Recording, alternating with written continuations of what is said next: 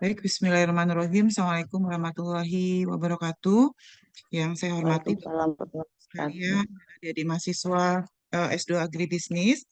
Hari ini kita akan melanjutkan perkuliahan untuk kuliah ketiga yang sempat tertunda 2 minggu karena saya harus melaksanakan tugas di luar ya. Jadi hari ini kita akan masuk dengan perilaku produsen. Jadi kalau di kuliah pertama itu kita bicara tentang bagaimana prinsip ekonomi pertanian dan ekonomi agribisnis itu di dalam ilmu ekonomi. Kemudian minggu kedua kita sudah mempelajari tentang bagaimana perilaku konsumen ketika konsumen memutuskan untuk membeli barang. Jadi ketika konsumen akan membeli barang, maka penentunya itu adalah kurva indifference dan juga garis anggaran, dan titik maksimumnya itu terjadi ketika kurva indifference dan garis anggarannya bersinggungan. Nah, minggu ini saya akan masuk dengan materi terkait dengan perilaku produsen. Jadi sama dengan konsumen, ketika produsen itu ingin melakukan produksi, maka ada pertimbangan-pertimbangan ekonomi yang menjadi perhatian produsen untuk bisa melakukan proses produksi. Nah, ketika saya menjelaskan tentang perilaku produsen, maka yang kita bahas ini sebetulnya adalah teori-teori yang masuk ke dalam ekonominya klasik. Sebetulnya dalam perkembangannya, jadi kalau ekonomi klasik itu mendewakan maksimum profit, maksimum utility, seperti itu.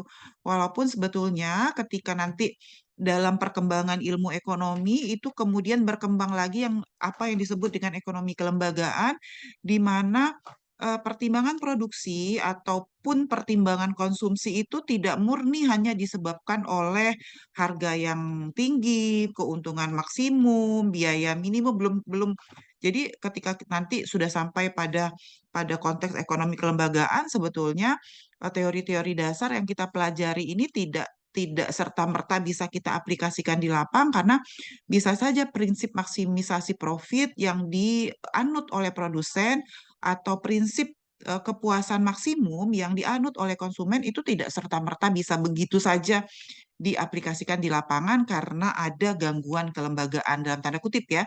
Nah, dan itu akan dipelajari lebih khusus sebetulnya di mata kuliah ekonomi kelembagaan. Jadi hari ini kita sebetulnya kalau di mata kuliah ekonomi agribisnis ini kita fully belajar bagaimana ilmu ekonomi itu dikelola dengan prinsip-prinsip pasar ya. Kalau prinsip-prinsip pasar itu artinya maksimum profit, harga maksimum, kemudian kepuasan maksimum. Jadi semuanya itu pertimbangannya adalah harga dan keuntungan, kira-kira begitu. Saya mohon izin share screen terlebih dahulu materi kuliah hari ini. Materi kuliah hari ini juga sudah saya upload di Elle ya. Jadi nanti bisa diakses di Elle-nya. Jadi sama seperti ketika kita membahas perilaku konsumen, maka ketika membahas perilaku produsen pun kita harus berangkat dari input. Kalau konsumen kemarin, konsumen ketika kita bahas konsumen kan konsumen itu memutuskan untuk melakukan konsumsi itu berdasarkan beberapa barang yang mau dia konsumsi. Tapi kalau produsen itu berdasarkan ketersediaan sumber daya, artinya mulai dari pengelolaan input sampai nanti dia memutuskan apakah produk ini bisa diproduksi atau tidak. Sehingga outline kita hari ini itu agak lumayan banyak ya slide-nya, semoga bisa terkejar. Jadi ada fungsi produksi, lalu bentuk fungsi produksi, lalu ada ukuran produktivitas, ada tahapan dalam kegiatan berproduksi, isokuan, isokos, kombinasi optimum, bentuk hubungan antar input dan output. Sebetulnya materi kuliah hari ini maupun materi kuliah minggu kedua itu kalau di S1 itu bisa materi kuliah kedua tuh bisa 3 kali pertemuan dan materi yang ini juga bisa 3 kali pertemuan. Tapi karena ini S2 gitu sehingga kalau ini materinya kita kita coba kompres gitu ya supaya bisa selesai dalam 1 kali pertemuan dan tentu akan banyak yang disampaikan ya. Oke, kita mulai dengan yang awal fungsi produksi. Jadi fungsi produksi pada saat saya bicara di kuliah pertama saya sudah jelaskan bahwa ilmu ekonomi itu adalah ilmu yang berkaitan dengan perilaku konsumen yang efeknya tidak terbatas, sementara sumber dayanya terbatas. Nah, dalam proses si konsumen atau si produsen ini memenuhi kebutuhannya, maka di dalamnya itu ada proses yang namanya proses produksi. Apa itu proses produksi? Proses produksi itu adalah situasi di mana input-inputnya ketemu, faktor produksinya ketemu, kemudian diubah menjadi output.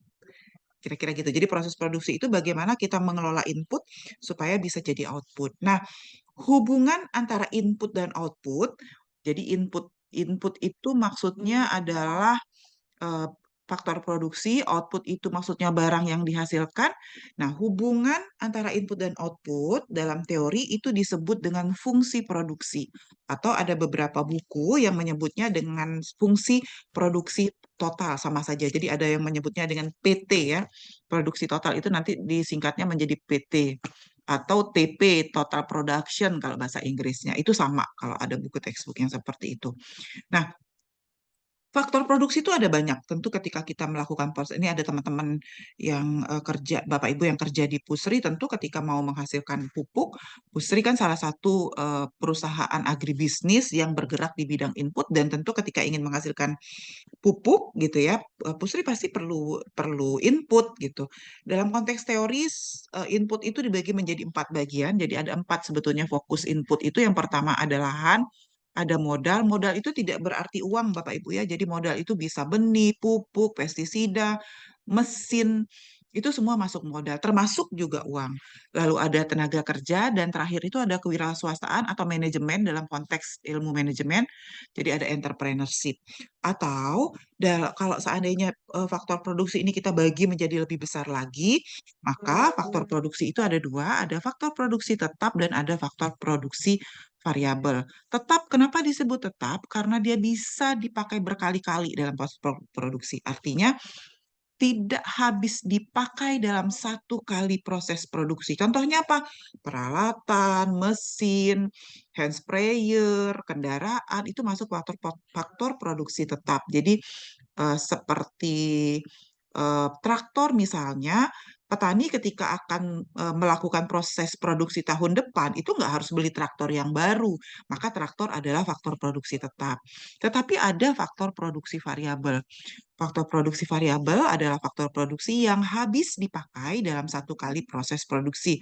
Artinya, kalau tahun depan petani harus nanam padi, maka dia harus beli benih lagi, maka dia harus beli pupuk lagi, maka dia harus beli pestisida lagi, atau kalau di peternakan perlu DOC lagi, kalau di peternakan bibit-bibit ayamnya perlu bahan bakar lagi untuk apa namanya untuk instalasi listriknya, perlu pakan untuk makanan. Nah, itu semua faktor produksi variabel. Jadi, setelah faktor produksi utamanya adalah lahan, modal, tenaga kerja, dan kewirausahaan, maka dia bisa dibagi menjadi 2 bagian besar berdasarkan penggunaannya.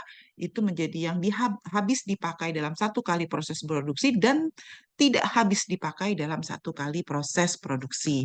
Nah, tadi disampaikan di sini di depan bahwa hubungan antara input dan output itu dibentuk oleh fungsi yang namanya fungsi produksi.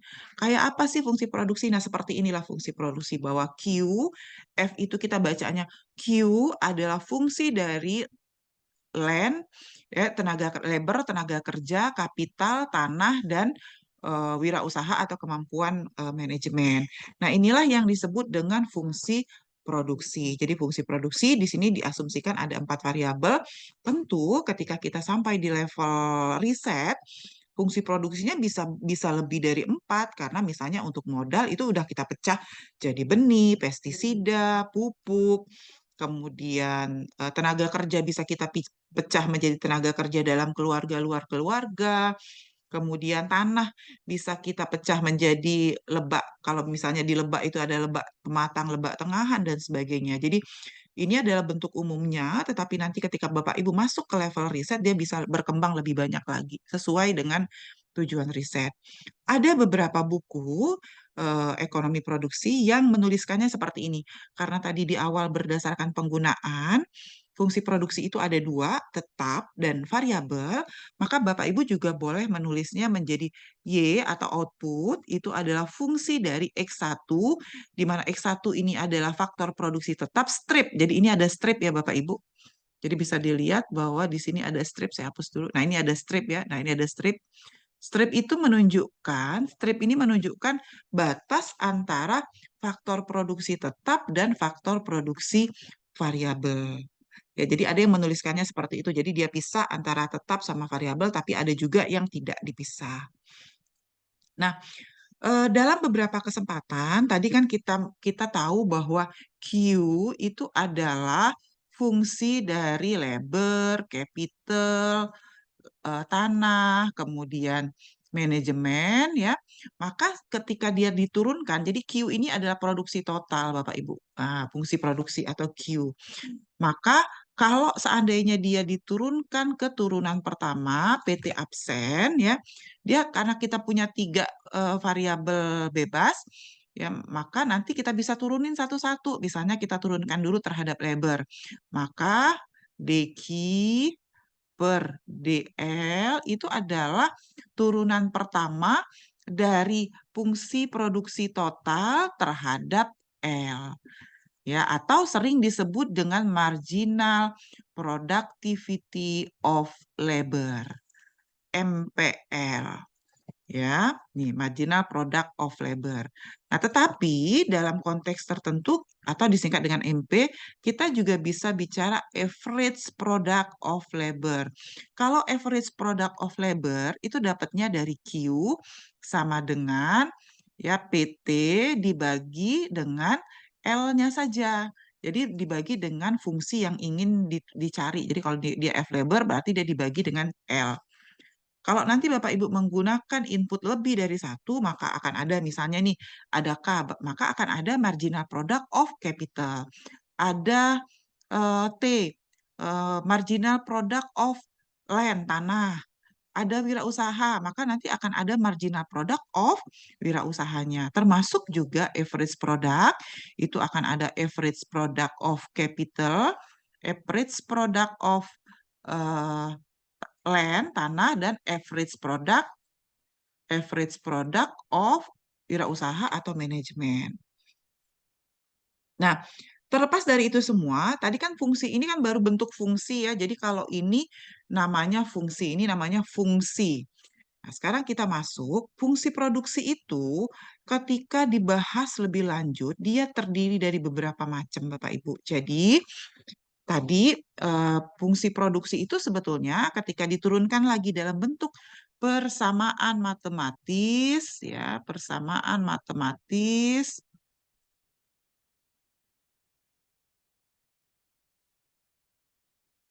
ya, dia ada yang bentuknya linier, ada yang bentuknya non-linier. Apa bedanya? Kalau linier yang sebelah kanan yang ini linier.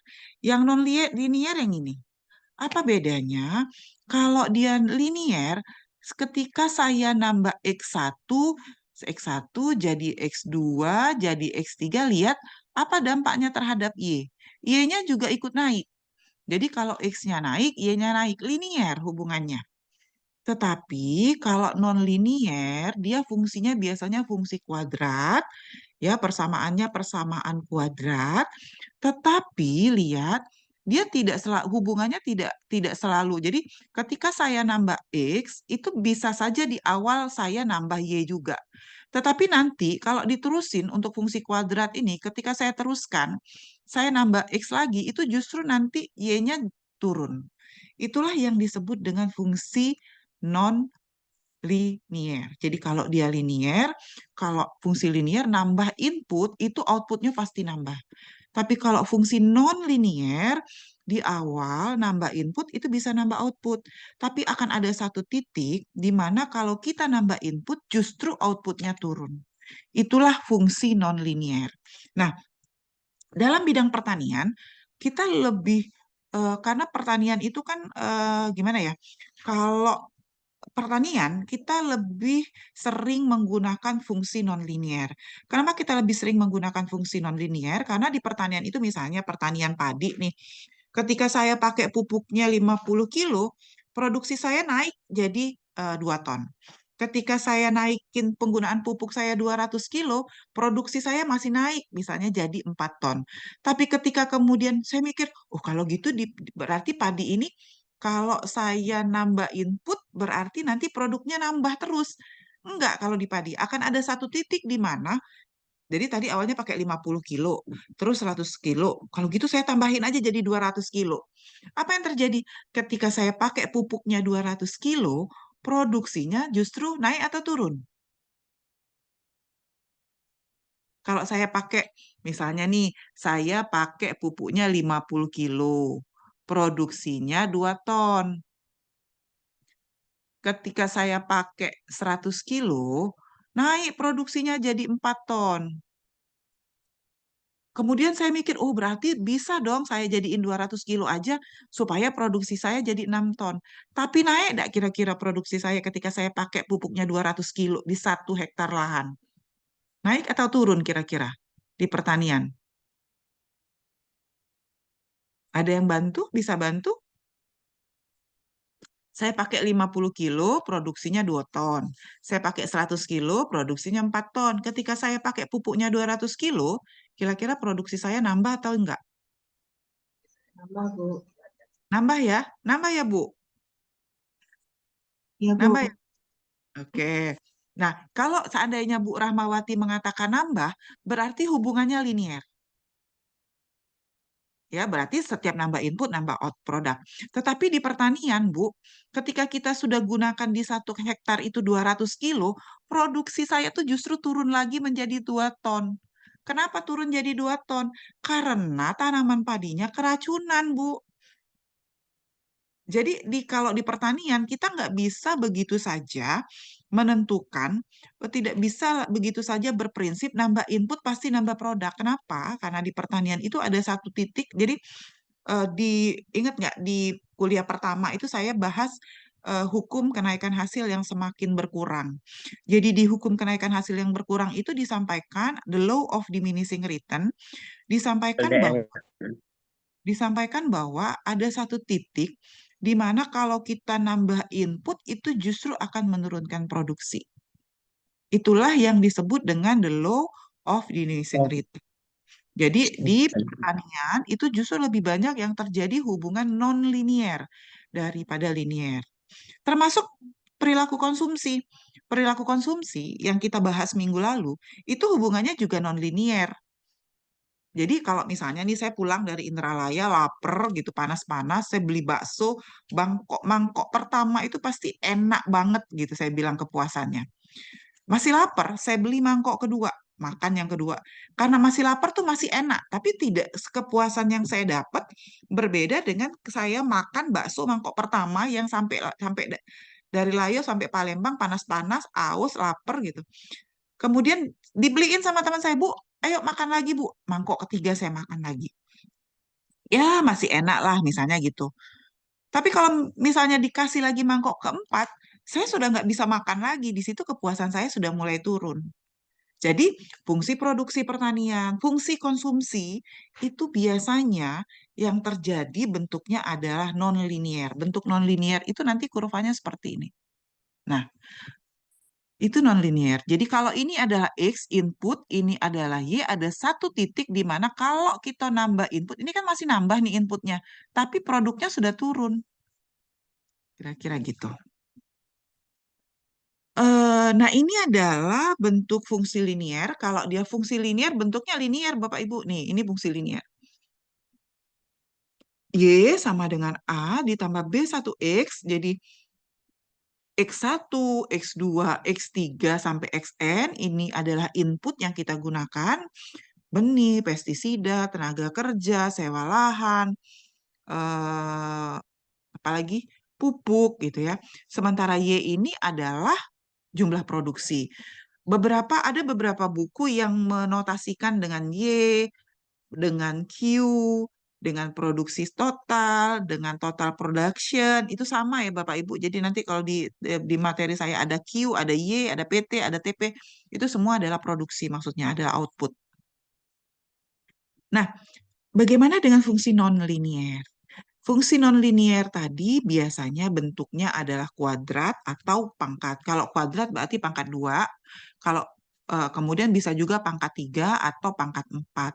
Jadi biasanya kalau kita di pertanian kita akan gunakan fungsinya non-linier. Nah, fungsi non-linier ini ada beberapa ciri kan kalau di The Law of Diminishing Return yang saya bahas di kuliah pertama, semoga masih ingat, itu kan prinsipnya ketika di awal kita nambah input, maka produknya meningkat dengan kenaikan yang bertambah. Jika inputnya kita tambah lagi, maka produknya bertambah dengan kenaikan yang makin menurun. Artinya sudah decreasing. Kalau awal tadi increasing. Dan jika kita terus tambah input, maka akan tercapai satu titik di mana setelahnya justru produk kita akan menurun. Jadi decreasing output, decreasing return jadinya.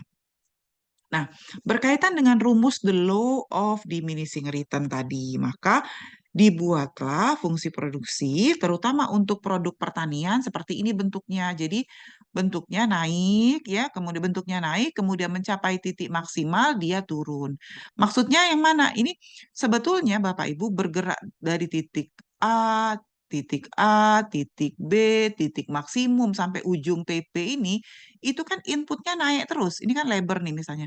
Inputnya naik terus kan? 1, 2, 3, 4, 5, 6. Naik terus inputnya. Tapi apa yang terjadi ketika sampai titik sini yang ini, ketika sampai titik C ini, ya, saya nambah input dari 0 sampai titik C, itu akan terjadi peningkatan output. Outputnya naik. Tapi setelah titik C, misalnya saya nambah input lagi jadi 5 tenaga kerjanya, saya nambah lagi tenaga kerjanya jadi 6, outputnya justru turun. Ini kan output ya, outputnya justru turun. Itulah hukum the law of diminishing return. Nah, hukum kenaikan hasil yang semakin berkurang ini, dia ada 3 fase. Ada tahap 1, ada tahap 2, dan ada tahap 3. Tadi saya jelaskan di sini bahwa tahap pertamanya adalah kenaikan hasil bertambah. Tahap keduanya adalah kenaikan hasil menurun dan tahap ketiganya adalah penurunan hasil. Jadi titik nol, sebentar ya, dari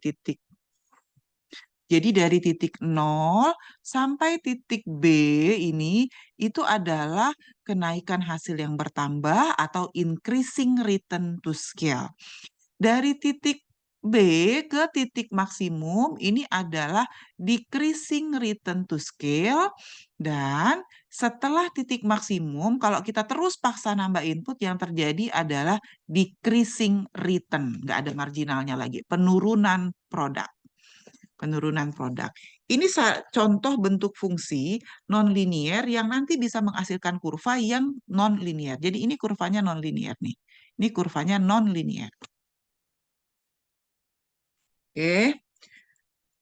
Ini juga bentuk fungsi nonlinier yang juga bisa digunakan untuk menggambar kurva nonlinier, tapi kalau dia bentuk fungsinya A, B, ditambah BL, ditambah CL kuadrat, itu kita hanya akan dapat kurva yang decreasing. Jadi kalau misalnya kita potong, yang ininya kita buang, ya, yang ujung ini kita buang, kita hanya pakai sampai CL kuadrat, itu kita cuma dapat kurvanya.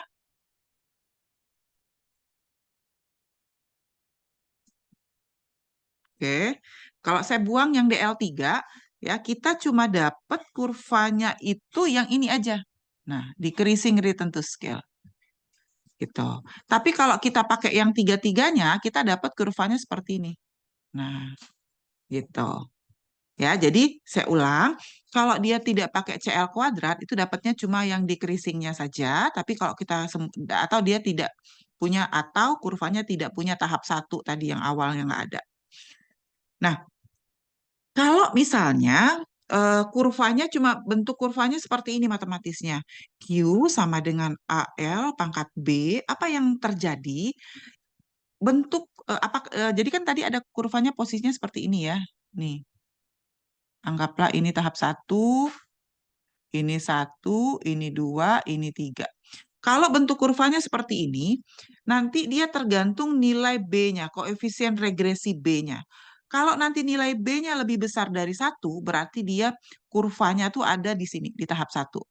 Kalau koefisien regresinya lebih kecil dari satu, B-nya tuh lebih kecil dari satu, berarti kurvanya tuh nanti ada di tahap 2 dan 3. Dan kalau dia B-nya sama dengan satu, maka dia ada di sini di maksimal. Maka kurvanya tuh garis lurus kayak gini. Pas di titik maksimumnya. Jadi kalau dia bentuk kurvanya seperti ini, itu tergantung pada koefisien regresi yang didapat. Kalau lebih besar satu, dia berada di tahap satu, berarti increasing. Kalau dia lebih kecil dari satu, berarti dia decreasing marginal to return to scale atau decreasing return. Dan kalau dia sama dengan satu, kurvanya linear lurus saja di titik maksimumnya. Ya, saya mohon izin sebentar, ada telepon. Saya angkat telepon Pak Deka sebentar.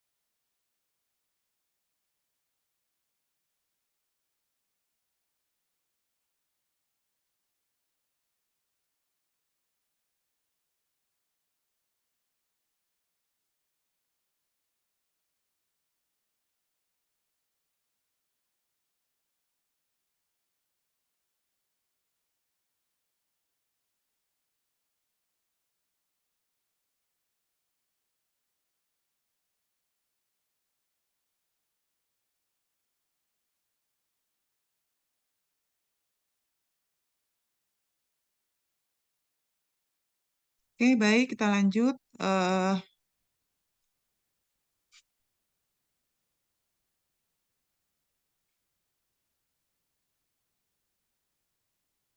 Ini ya, tadi ya. Oke. Nah, jadi kalau seandainya dia tergantung pada koefisien regresi B yang atas ini, pangkatnya, kalau dia lebih besar dari satu, dia berada di tahap satu, lebih kecil dari satu berarti ada di tahap 2 dan 3, dan kalau dia sama dengan satu, maka kurvanya tuh lurus nantinya. Oke.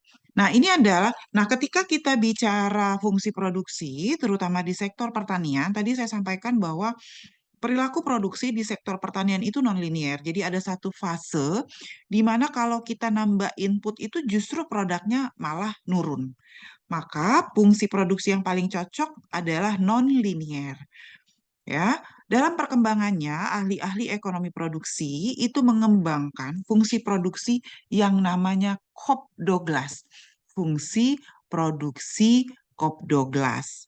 Ya, jadi sebetulnya fungsinya fungsi nonlinier, Bapak Ibu, karena ada fungsi pangkat. Dia bisa nambah nanti, misalnya kalau saya risetnya menggunakan lebih dari, kalau riset saya itu menggunakan lebih dari 3 input, jadi X3, B3, X4, B4, gitu ya Bapak Ibu. Maka ada satu ciri dari fungsi Cobb-Douglas yang diminta oleh fungsi Cobb-Douglas itu jumlah dari fungsi pangkat, jadi B1 ditambah B2 ditambah B3 ditambah B4 itu menunjukkan skala usaha, skala pengembaliannya itu sama dengan satu. Itu fungsi produksi Cobb-Douglas. Tetapi syarat dia harus jumlahnya sama dengan satu ini biasanya dalam konteks riset susah kita temui, terutama di Indonesia. Kenapa? Karena kalau semua koefisien regresinya itu dijumlahin sama dengan satu, artinya proses produksinya itu sudah berjalan efisien. Kalau dia sudah berjalan efisien, artinya kita tidak perlu lagi nambah atau ngurangi input. Nah, ini susah kita temui di Indonesia, sehingga biasanya kalau di Indonesia dia biasanya dapatnya lebih kecil dari satu. Kalau dalam konteks ekonomi, ketika dia kurang dari satu jumlahnya, maka kita boleh nambah input, Bapak Ibu. Jadi boleh nambah, atau kalau nanti ada beberapa yang lebih dari satu, kita harus kurangi inputnya supaya nanti dapatnya sama dengan satu. Nah, karena itu, dalam konteks riset, untuk mengatasi, karena banyak yang tidak efisien, kita tidak sebut fungsi produksi Cobb-Douglas langsung, tetapi fungsi produksi bertipe Cobb-Douglas. Fungsi produksi bertipe Cobb-Douglas. Karena itu sering nanti kalau misalnya baca-baca tesis yang menggunakan fungsi produksi Cobb-Douglas, biasanya akan diawali dengan kata bertipe Cobb-Douglas.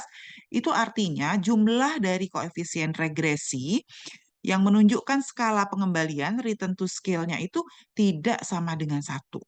Nah, kenapa banyak peneliti bidang sosial ekonomi pertanian itu suka banget pakai fungsi produksi bertipe Cobb-Douglas? Ya, kenapa suka? Pertama, karena jumlah dari koefisien regresinya ini, jadi koefisien regresinya ini bisa menunjukkan apakah dia sudah efisien atau belum. Jadi kalau dia minus, berarti kita harus kurangi, berarti sudah kelebihan. Kalau dia plus, berarti kita harus tambah, kira-kira gitu. Nah, kelebihan lainnya, fungsi produksi bertipe Cobb-Douglas ini, dia nilai koefisien regresi yang pangkat atasnya ini, itu langsung nilai elastisitasnya. Tuh. Ya, jadi kalau fungsi produksi Cobb-Douglas, koefisien regresinya langsung nilai elastisitasnya. Jadi itu yang bikin peneliti itu jadi merasa lebih mudah ketika menggunakan fungsi produksi bertipe Cobb-Douglas di level riset. Kenapa? Karena langsung dapat nilai elastisitasnya, langsung dapat skala pengembaliannya, langsung tahu efisien atau tidak, kira-kira gitu. Jadi karena itu banyak kalau riset-riset di level S2, terutama berkaitan dengan efisiensi faktor produksi, biasanya mereka menggunakan fungsi produksi bertipe Cobb-Douglas. Ciri khasnya fungsi pangkat, ya Bapak Ibu adik-adik. Ciri khasnya dari fungsi produksi bertipe Cobb-Douglas itu adanya fungsi pangkat. Saya lanjut dengan ukuran produktivitas. Tadi di depan sudah saya singgung sedikit-sedikit sebetulnya. Kalau semua hasil yang diproduksi namanya produksi total, PT. Ya, jadi misalnya 1 hektar lahan, 1 hektar padi, atau 2 hektar deh. 2 hektar padi itu akan menghasilkan, saya tulis dulu sini aja. Misalnya 2 hektar, saya punya sawah 2 hektar itu menghasilkan 8 ton padi. Ini adalah produksi total. Jadi produksi total saya untuk 2 hektar itu adalah 8 ton. Tetapi di dalam konsep produktivitas itu kita akan mengenal apa yang disebut dengan produk marginal. Di kuliah pertama sudah saya sampaikan tentang istilah kata marginal dalam konteks ekonomi. Apa itu? Jadi marginal itu artinya adalah tambahan. Jadi kalau produk marginal adalah tambahan produk, ya. Jadi produk marginal adalah penambahan jumlah produk sebagai akibat penambahan satu satuan faktor produksi. Ingat, satu satuan faktor produksi itu adalah input. Ya, jadi kalau saya nambah satu orang tenaga kerja, outputnya nambah berapa kilogram. Itu adalah produk marginal.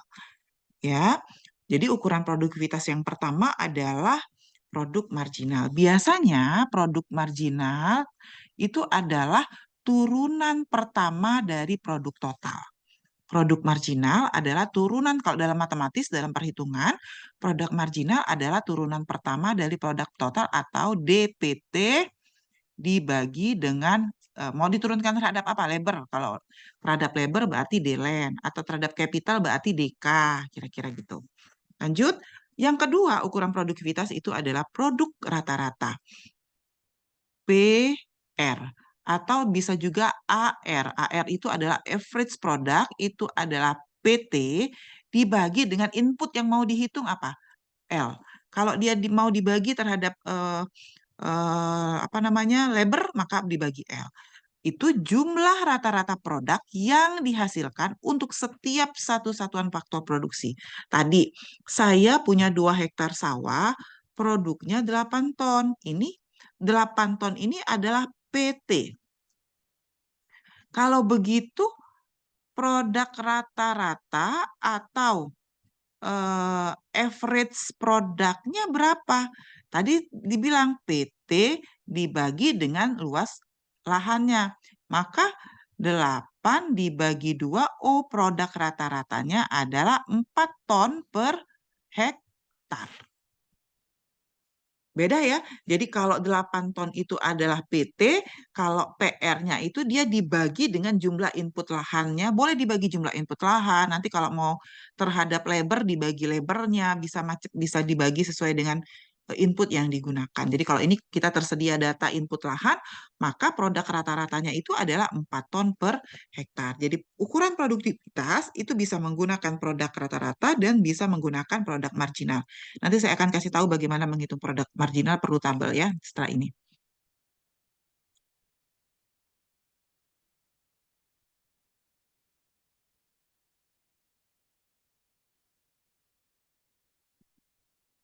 Oke.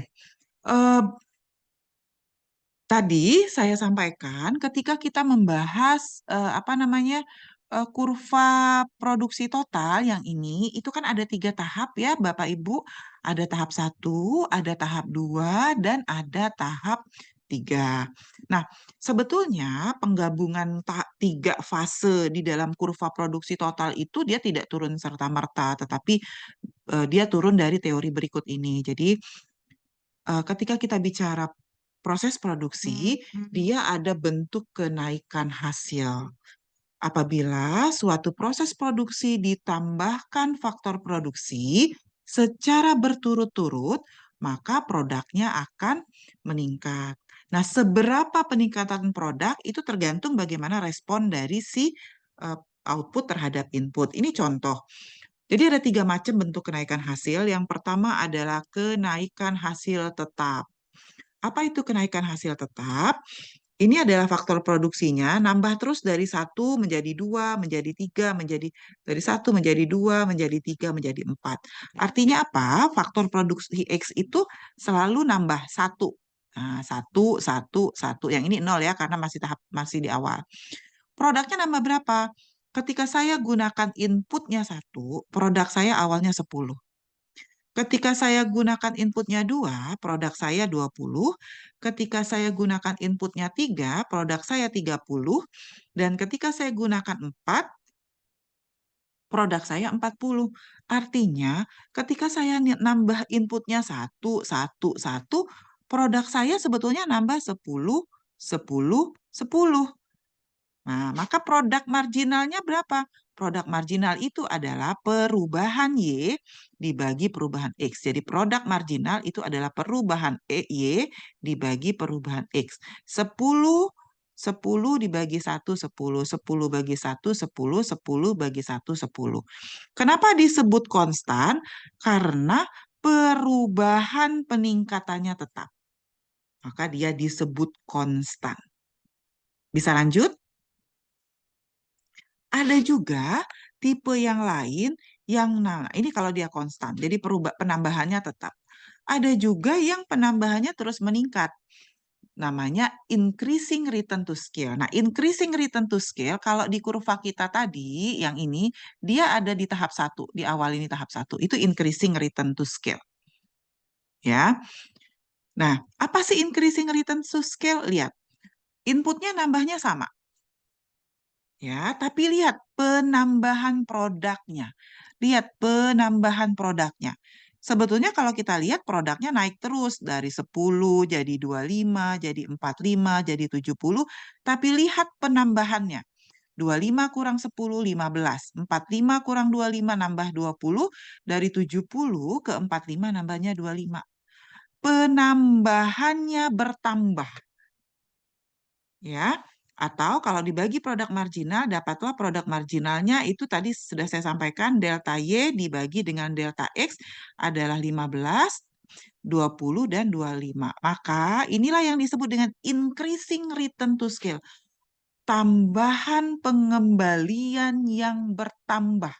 Atau kalau saya kembali ke kurva, saya hapus kurva ini.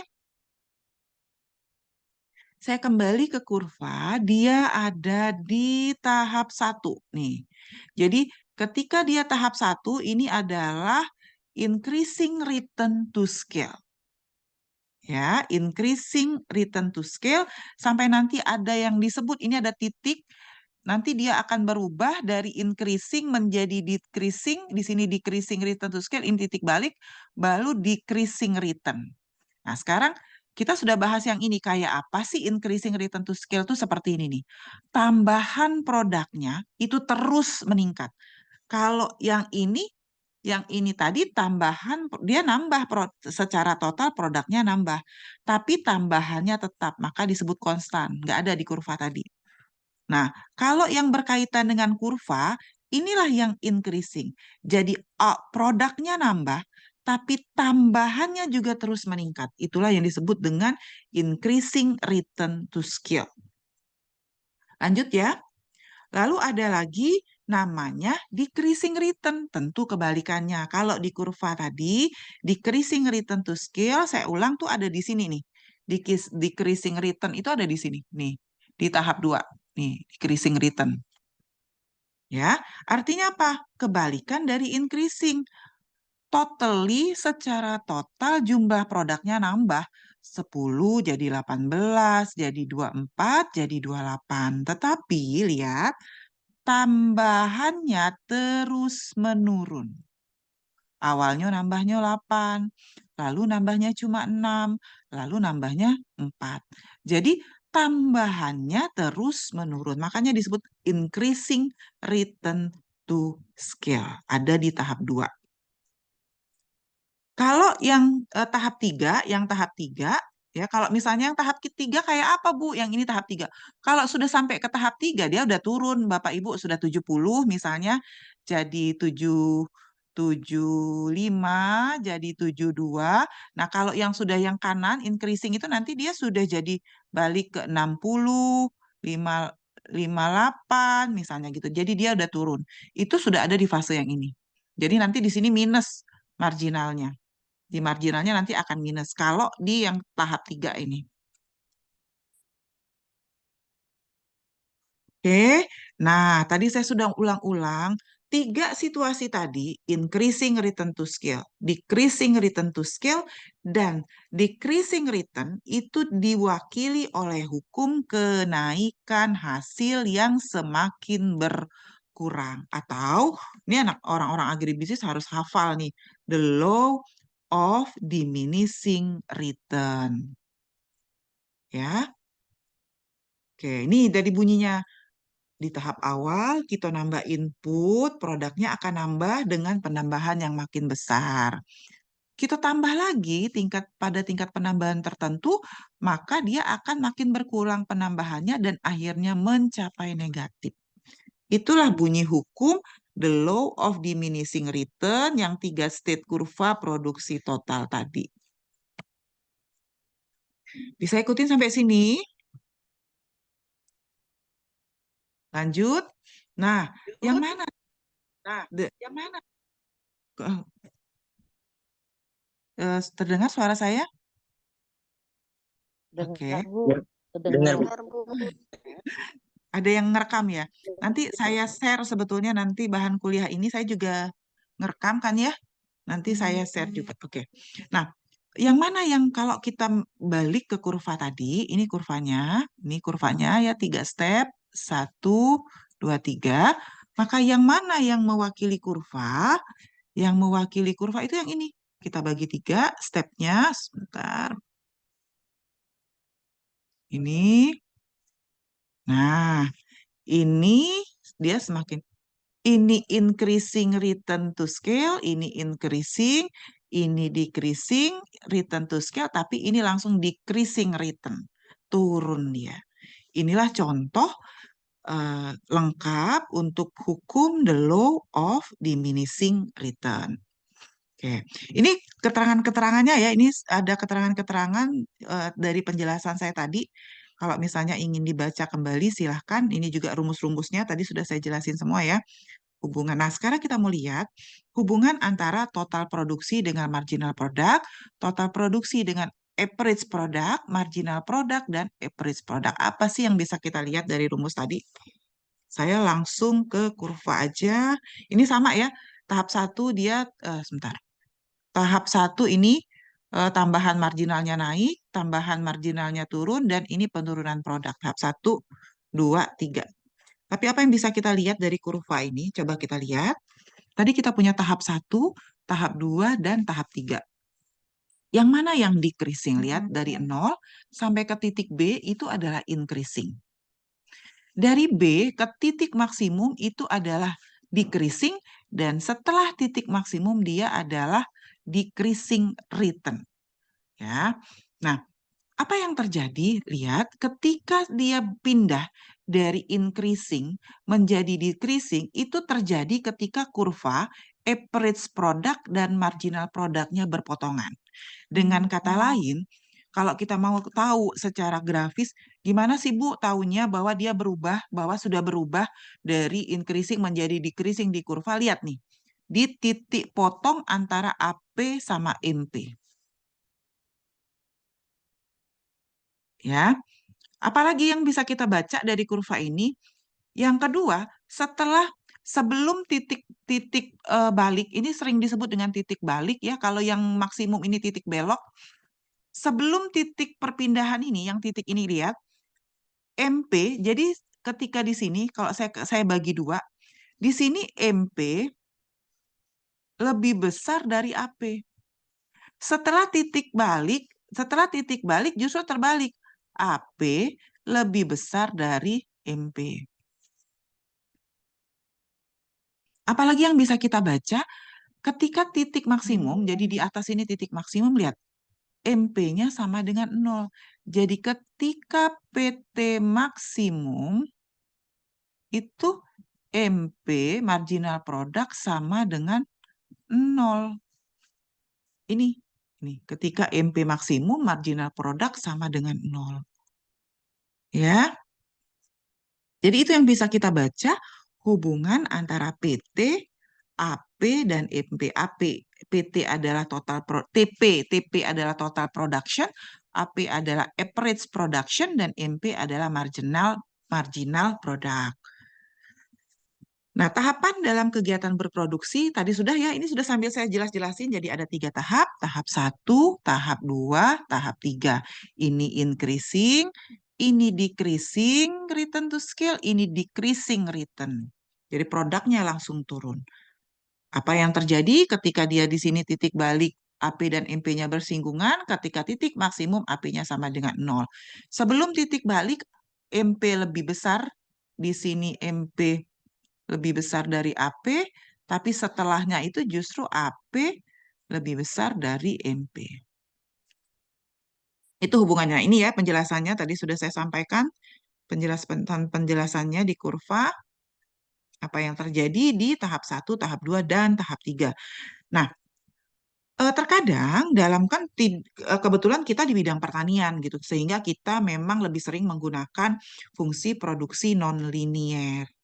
Tetapi Indonesia itu kan tidak hanya proses produksinya tidak hanya disokong oleh bidang pertanian, tapi ada juga industri, kemudian ada juga jasa yang biasanya fungsi produksinya itu linier.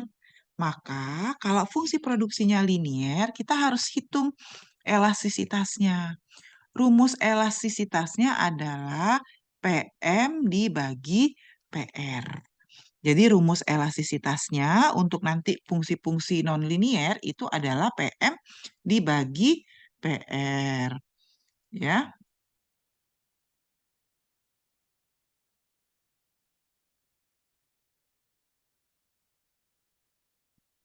Oke, atau kalau mau pakai turunan DY per DX, DY per DY dibagi dengan DX per DX.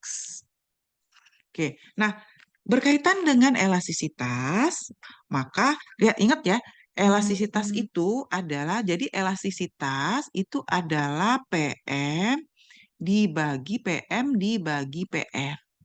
Elastisitas. Maka nanti kita akan menemui situasi di mana elastisitasnya lebih dari satu. Kalau elastisitasnya nanti lebih besar dari satu, itu daerahnya irasional. Nanti kita lihat daerah irasional itu kayak apa. Kalau dia sama dengan satu, dia rasional, dan lebih kecil dari satu, ini lebih kecil dari nol, itu biasanya dia irasional. Ya. Nah, mana sih daerah 1, 2, dan 3 sebetulnya tetap kembali ke PM, ke state 1, state 2, state 3 tadi. Lihat, ketika dia sampai titik singgung ini, kan kita batasnya di sini ya sebetulnya. Ini kan MP, eh, PM lebih besar dari PR. Ya nggak, di sini tadi kan ini yang atas ini PM, marginal product, ini KPR, KPM, ini adalah PR, atau ini adalah AP, ini adalah MP. Ya, maka sebetulnya sampai dengan tahap 1 itu masuk ke dalam daerah irasional. Ke dalam disebut dengan daerah irasional. Kenapa? Karena elastisitasnya itu lebih besar dari satu. Tadi EP itu kan rumusnya adalah PM dibagi PR.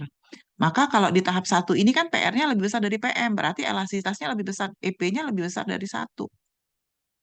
Tapi kalau yang di sebelah kanan itu justru EP-nya lebih kecil dari satu, atau bahkan yang daerah 3 ini EP-nya justru lebih kecil dari nol. Maka daerah yang satu tadi sama daerah 3 itu masuk daerah irasional. Kenapa? Karena di daerah 1 kita masih punya kesempatan untuk meningkatkan keuntungan.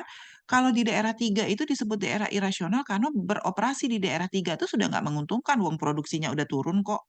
Makanya dia elastisitasnya lebih kecil dari satu. Di mana produsen harusnya berproduksi? Di daerah 2. Daerah 2 atau tahap 2 itu adalah tahap di mana produsen bisa mendapatkan keuntungan maksimum dalam proses produksinya. Eh, Kemudian kita lanjutkan dengan kurva isokuan. Apa itu kurva isokuan? Jadi kalau kita bahas perilaku konsumen, kita akan ketemu dengan kurva eh, indifference. Ini mirip nih sama kurva. Ini mirip kan sama kurva indifference kan? Cembung terhadap titik nol, turun dari kiri atas ke kanan, turun dari kiri atas ke kanan bawah, mirip banget sama kurva indifference. Tetapi kalau kurva indifference itu bicara tentang perilaku produsen, perilaku konsumen, kalau kurva isokuan itu bicara tentang perilaku produsen. Kalau kurva indifference bicara kombinasi barang yang dikonsumsi, maka kurva Isokuan bicara kombinasi input. Jadi ini tenaga kerja, ini mau modal. Jadi bagaimana input itu ketemu untuk menghasilkan produk. Di dalam kurva Isokuan, kalau seandainya saya berproduksi di titik A sama di titik C, itu jumlah produksinya sama. Ya, jadi berproduksi di A dan di C itu Q-nya sama. Yang membedakan apa? Yang membedakan adalah kombinasi inputnya. Jadi yang membedakan adalah kombinasi inputnya.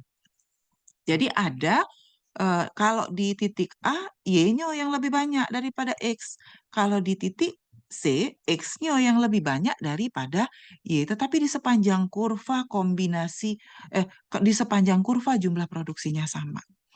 Bagaimana kalau produsen meningkatkan produk? Bisa, sama kayak kurva indifference. Kurva isokuan bisa geser ke kanan. Jadi isok Z1 jadi Z2. Apa yang menyebabkan kurva isokuannya bergeser ke kanan atau jumlah produksinya naik? Apa yang menyebabkan jumlah produksinya naik? Bisa karena teknologi, bisa karena peningkatan keuntungan di proses produksi sebelumnya, bisa karena penurunan harga. Jadi ada banyak yang bisa menggerakkan kurva isokuan pindah dari Z1 ke Z2. Tapi ingat, ketika dia sudah pindah ke Z2, di sepanjang kurva isokuan yang baru juga jumlah produksinya sama. Yang berbeda itu adalah kombinasi input yang digunakan. Dalam konteks yang sederhana, artinya apa? Kalau saya, kalau di A kan lebih banyak pakai modal tuh, misalnya lebih banyak pakai mesin. Tapi kalau di C itu lebih banyak pakai tenaga kerja. Nah, tinggal nanti industri kita itu mau padat modal atau padat karya. Kalau padat modal berarti banyak pakai mesin, berarti pilihnya di A. Kalau di tempat kita, di mana perusahaan kita mau dibangun itu tenaga kerjanya banyak yang nganggur, nggak kerja, ya mungkin lebih baik pakai kombinasi yang C, supaya kita lebih banyak menyerap tenaga kerja. Karena itu kalau kayak sekarang, pemerintah dalam kondisi ekonomi dunia yang dalam tanda kutip tidak baik-baik saja, banyak orang yang nganggur dan sebagainya, maka yang didorong itu adalah pengembangan UMKM. Kenapa? Karena pengembangan UMKM itu adalah cara mudah untuk mengembangkan industri yang banyak menyerap tenaga kerja. Ini ciri-ciri kurva isokuan ya, tadi sudah dibahas. Nah, ini contoh soal fungsi isokuan ya. Jadi, kalau seandainya fungsi produksinya adalah Q sama dengan 4L3/4, K pangkat 1/4, maka marginal product of labor itu adalah DQ per DL, maka nanti yang diturunkan itu yang ini aja. Yang K yang ini, K1/4 tuh langsung turun, K1/4 nggak berubah. Yang berubah tuh cuma L. Jadi 4 turunnya tuh 4 dikali pangkatnya turun 3/4 dikali L pangkat 3/4 dikurang 1 ya dikurang 1 dikali dengan K pangkat 1/4. Cara menurunkannya ini coret, dapatlah 3L 3/4 dikurang 1 menjadi min 1/4 K pangkat 1/4. Nah, inilah dapat dari yang ini tadi. Dengan cara yang sama, kita juga bisa menghitung marginal product of capital, average product of labor, lihat dibagi terhadap L, kalau average product of labor, kalau average product of capital bisa dibagi terhadap K. Nah, tetapi kalau yang ini kan hubungan ideal nih. Kalau yang ini tuh hubungan ideal nih. Kalau yang ini nambah, kalau saya mau bergerak ke C, kalau saya mau menggunakan kombinasi input di C, berarti saya harus ngurangi Y, nambah X. Kan gitu ya, ideal tuh. Jadi ada prinsip substitusi. Tetapi di kenyataan bisa saja hubungan antar input itu tidak selalu substitusi. Jadi ini perfect substitution ya. Jadi betul-betul nambah yang satu, nambah yang lain. Tapi ada complementary, bentuk kurvanya seperti ini, dan ini yang imperfect substitution yang lazim terjadi di pasaran. Complementary itu berarti dia bukan ngurangi, justru nambah, dua-duanya nambah gitu inputnya. Hubungan antar input bisa digambarkan oleh marginal rate of technical substitution, MRTS, itu adalah perubahan L dibagi dengan perubahan K. Jadi beberapa L akan dikeluarkan untuk dapatkan K yang lebih banyak. Ini prinsip perhitungan marginal rate of technical substitution. Jadi ini jumlah produksinya. Lihat jumlah produksinya tetap berarti kurvanya sama.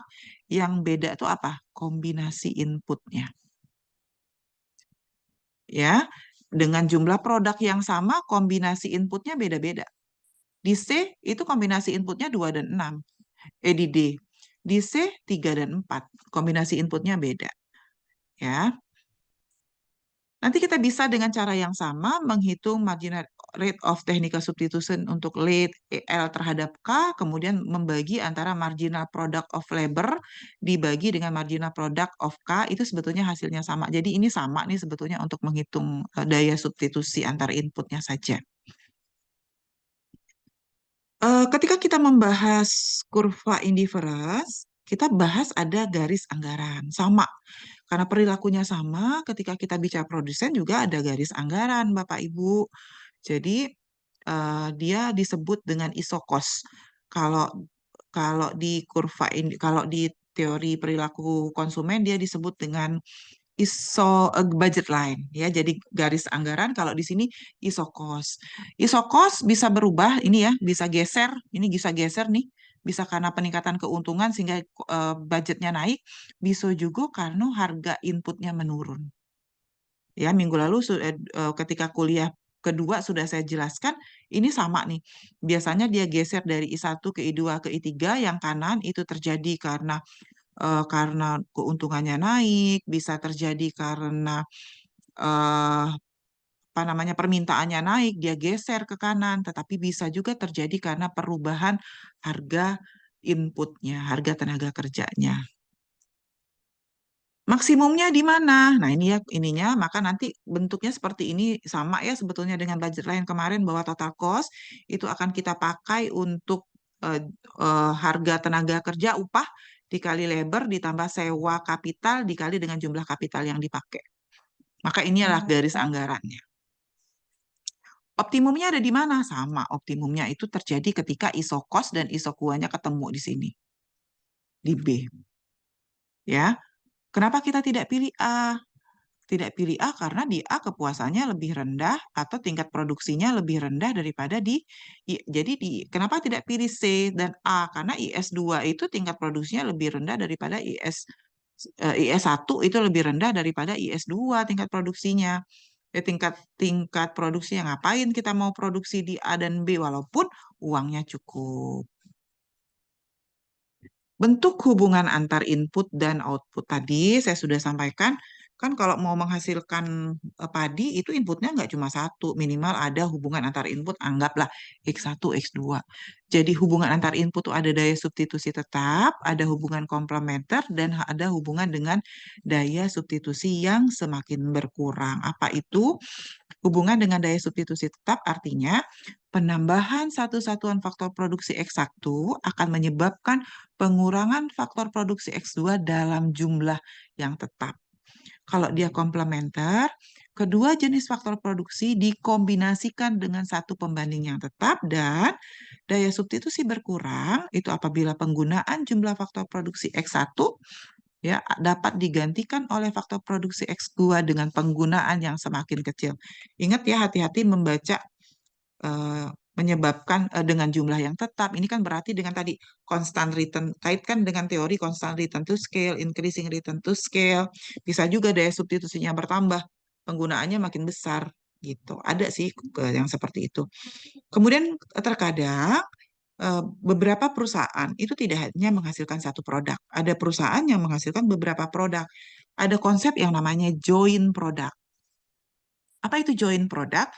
Dalam satu kali proses produksi itu dihasilkan beberapa produk secara bersamaan. Misalnya nih, kalau pengusaha pempek itu satu kali proses produksi ada pempek telok, pempek panggang, pempek apalagi adaan itu joint product sebetulnya. Tapi ada complementary product. Dua produk dihasilkan dengan pola kenaikan produk yang satu diikuti dengan produk yang lain. Apa tuh complementary product? Misalnya saya mengolah TBS perusahaan pengolahan CPO ya, TBS jadi CPO. Itu kan ketika saya makin banyak CPO yang saya hasilkan, makin banyak limbah janjang kelapa sawit yang juga saya hasilkan. Janjang kelapa sawit itu adalah complementary product yang nanti saya bisa jual karena bisa dijadiin pupuk, bisa dibikin sabun dan sebagainya. Ada juga supplementary product bila kenaikan yang satu tidak mempengaruhi produk yang lain dalam satu proses produksi.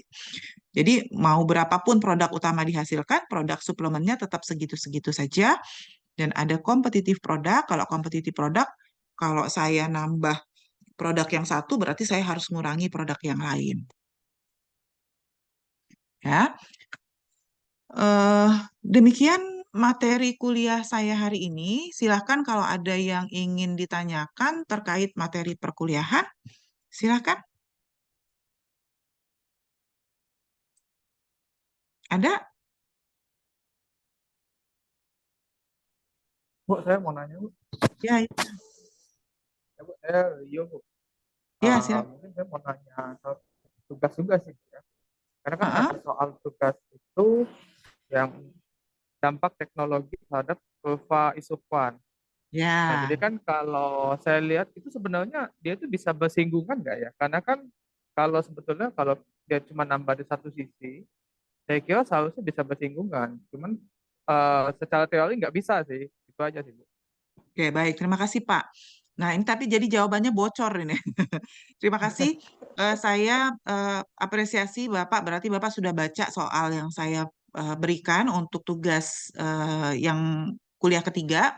Terima kasih banyak, sudah saya apresiasi Bapak sudah baca. Kalau teknologi, itu kan teknologi itu berkaitan dengan seluruh proses produksi yang berlangsung.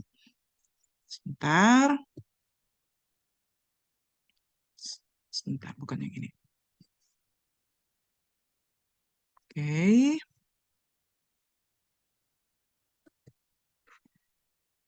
Nah, kenapa nggak mau? Hmm, hmm.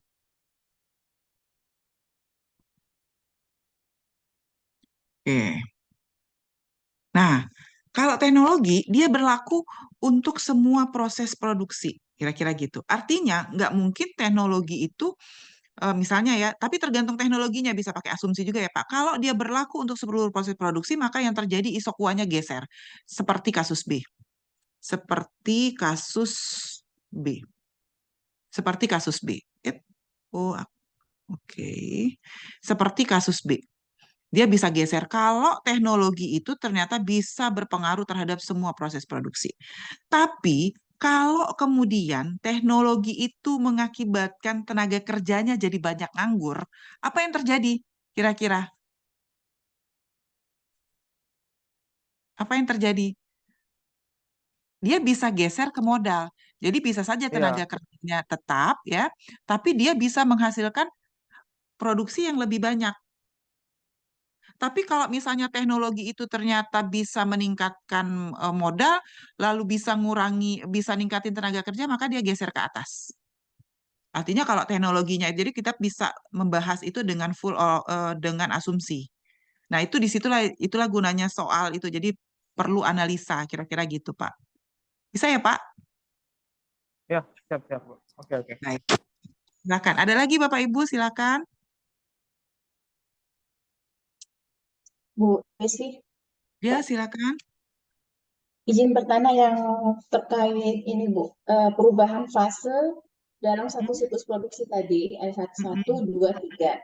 Nah, mm-mm. apakah kita bisa mengidentifikasikan dari faktor produksi tadi, input mana yang paling mendominasi perubahan increasing dari fase satu ke fase 2 ke fase 3. Kemudian ketika suatu tahap sudah di fase 3, artinya kan decreasing return ya, itu Iya. apa saja yang bisa kita usahakan supaya dia balik lagi menjadi increase, karena kita kan bicara produksi ya Bu ya. Ya. Ya Baik, gimana Bu? ya betul Ibu. Bagus sekali Bu pertanyaannya. Terima kasih banyak. Jadi Ibu, nanti ketika kita sudah dapat hasil analisis, saya kembali ke sini dulu. Nih, oke, terima kasih pertanyaannya. Ketika nanti kita kita kan tadi punya persamaan nih, misalnya persamaan COP12 yang ini ya, Nah, ini nih. Seperti ini. Nah, kalau dia positif semua, Bu, berarti dia ada di fase 1.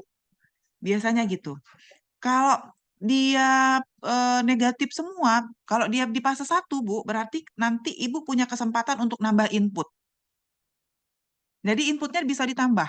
Karena kan tadi disampaikan kalau beroperasi di fase 1 itu sebetulnya masih irasional, tapi kalau sudah di fase 2, nanti kita akan sampai pada satu titik di mana nilai koefisien regresinya tadi jumlahnya sama dengan 1. Jadi di level riset, aduh saya ada nggak ya di sini ininya. Sebetulnya kalau di level riset kita bahkan bisa mendeteksi input mana yang harus ditambah dan input mana yang harus dikurangi. Dan input mana yang sudah efisien tidak perlu ditambah dan dikurangi. Sampai begitu, Bu, kalau sudah di level riset. Jadi nanti bisa cari tesis-tesis yang melihat tentang efisiensi produksi. Jadi kalau kita sudah menganalisis teori efisiensi produksi, itu bahkan kita bisa tahu pada level mana, misalnya nih pupuk, oh ternyata pupuknya udah berlebih.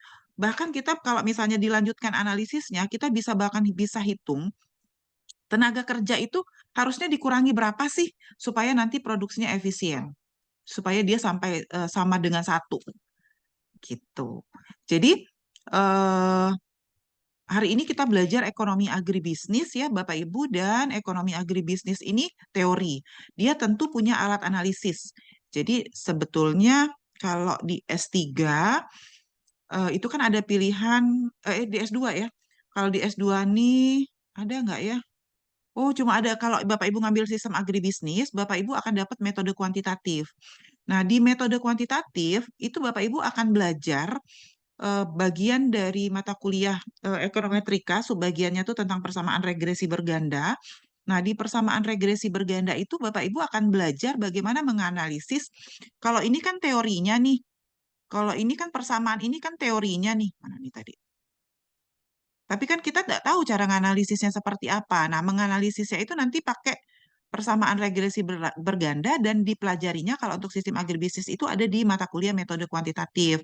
Nah, tapi sayangnya metode kuantitatif ini tidak diajarkan di BKU yang lain. Jadi nggak apa-apa nanti belajar sendiri kalau misalnya mau, misalnya nih teman-teman yang ada di BKU tanaman pangan, padi misalnya, kita bisa bahkan tahu dengan model model produksi yang COP12 bertipe COP12 ini nanti kita bisa bahkan tahu apakah subsidi pupuk itu efisien atau tidak. Bahkan sampai situ sebetulnya yang bisa kita lihat. Jadi kemarin saya ngajar di S3 mata kuliah yang sama, yang ini ya, dan saya sampaikan bahwa kita bahkan bisa lihat subsidi pupuk itu efektif atau tidak sih dengan efisiensi produksi. Kalau memang harus dikurangi, berapa dikurangi itu bisa dihitung dengan ilmu ekonomi produksi dan mata kuliah ekonomi kuantitatif. Kalau di S3 ada pilihan ekonometrika dan ada pilihan analisis multivariat sebetulnya kalau di S3. Jadi lebih luasa gitu untuk mempelajari alat analisis dari teori yang ada di ekonomi agribisnis ini. Mungkin itu Bu penjelasan dari saya. Silakan Bapak Ibu yang lain jika ada yang ingin disampaikan. Gimana Bu Puji, ada lanjutan pertanyaan? Silakan. Ya, baik Bu, menarik Bu, sangat jelas. Ya, Yang sama-sama. menyangkut di tugas kuliah 3 Bu. Ini kan saya sudah mulai baca-baca juga ya Bu ya. Saya minta konfirmasi yang poin C nomor 1 poin C itu kan minta menentukan elastisitas substitusi ya, sama dengan 1. Yang sama dengan 1 itu yang apanya ya Bu ya? Mohon info Bu. Ya, suruh buktiin Bu, coba turunin untuk membuktikan bahwa elastisitasnya sama dengan 1. Oh begitu, Iya. siap-siap, baik-baik. Jadi Ibu Kasih Bu. otak-atik aja tuh ininya hubungannya Iya, berdasarkan rumus-rumus yang iya tadi saya saya sampaikan. bingung. Jadi Ya, nggak apa-apa. menghitung supaya ES-nya sama dengan 1 ya? Ya, betul. Rasa Ya, subsidi sama dengan makasih. 1. Ya, ada Makasih lagi Bu. silakan? Iya, sama-sama. Ada lagi Bapak Ibu? Oke, semoga bisa diterima ya. Nanti materi kuliah hari ini juga saya akan upload ke ELE. Apalagi ya? Untuk kuliah, saya hutang 2 kali kuliah ya minggu ini sama 1 kali lagi. Jadi nanti kita akan sepakati, saya nanti ke Aldo aja untuk menyepakati kuliah tambahannya hari apa, dan semoga Bapak Ibu berkenan untuk bisa menyediakan waktu untuk nanti kita bisa kuliah sama-sama lagi. Terima kasih, mohon maaf lahir dan batin. Saya tutup dengan ucapan alhamdulillah. Wassalamualaikum warahmatullahi wabarakatuh. Waalaikumsalam warahmatullahi Waalaikumsalam wabarakatuh. warahmatullahi Terima kasih, Bu. Sama-sama, saya end wabarakatuh. meeting ya. Terima kasih.